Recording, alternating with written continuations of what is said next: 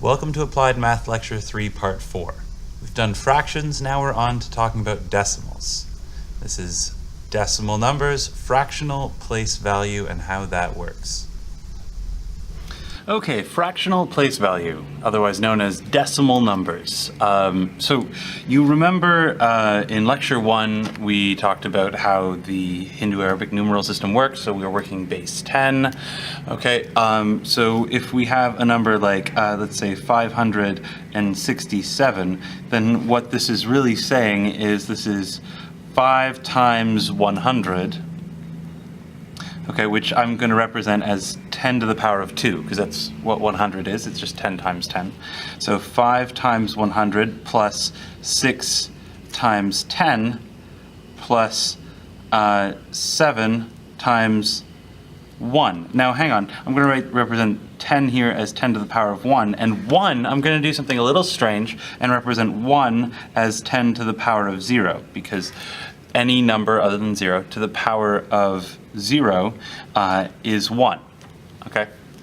So now, that is 567 just written out in long form.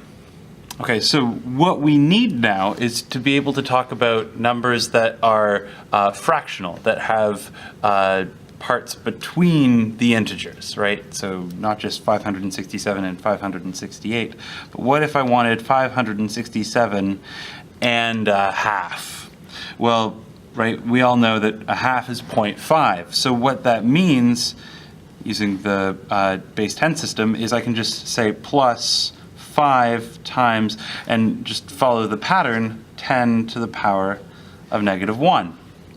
Right, so for example, if I wanted a quarter, we know that a quarter is 0.25, right? And we'll be able to show that, to prove that by the end of this lesson. And so a quarter is 2 times 10 to the negative 1 plus 5 times 10 to the negative 2. Now, what does this mean? This 10 to the negative 1, 10 to the negative 2, right? What are these negative exponents? Well, it's important to remember that when you have a negative exponent, that takes the reciprocal of the number that we're looking at. So what this is really saying is 5 times 1/10 up here. So if you have a single decimal place, we're looking at the tenths column. All right, and now what we have here is 2 times 1/10 plus 5 times 1 over 100, so 1/100th. So where before we had the units, tens, hundreds, okay, now the units are still in the same place, okay, but now the fractions are tenths and hundredths. Okay, so that's the new idea here. Okay, a few things to pay attention to. Not every decimal number is going to be a nice round number.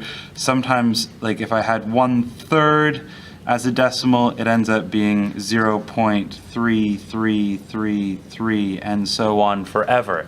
And it gets even more complicated with numbers like pi and stuff, but we don't have to worry too much about that.